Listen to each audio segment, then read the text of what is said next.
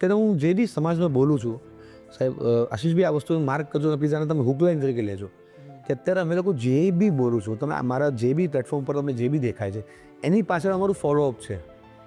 અમે બોલીને છૂટા નથી.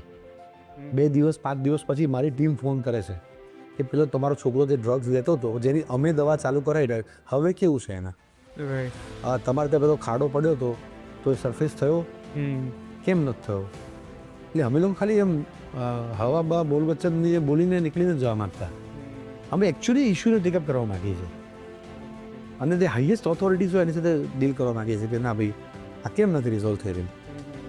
અને ઘણી વખત એવું સોચ્યું કે જનતાને નથી ખબર હોતું ભાઈ આ કેમ અટક્યું છે.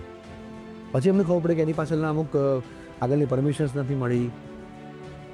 એટલે વી એકચ્યુઅલી મારા પ્લેટફોર્મ પર તમે અત્યારે ઇન્સ્ટાગ્રામ ઉપર જેટલી બી રીલ્સ જોશો એટલા એ બધી જ વસ્તુને અમે ડિટેલિંગ કરીને એની પાછળ અમે વર્કઆઉટ કરીએ છીએ. એમને એમ નથી કરતા. જેમ કે મેં કોઈક ડિવાઈડર તૂટી ગયું હોય અથવા કોઈક પેલું રિફ્લેક્ટર તૂટી ગયું, રિફ્લેક્ટર ન લાગે ત્યાં સુધી અમારા કામમાં ટુ ડુ લિસ્ટમાં હોય જ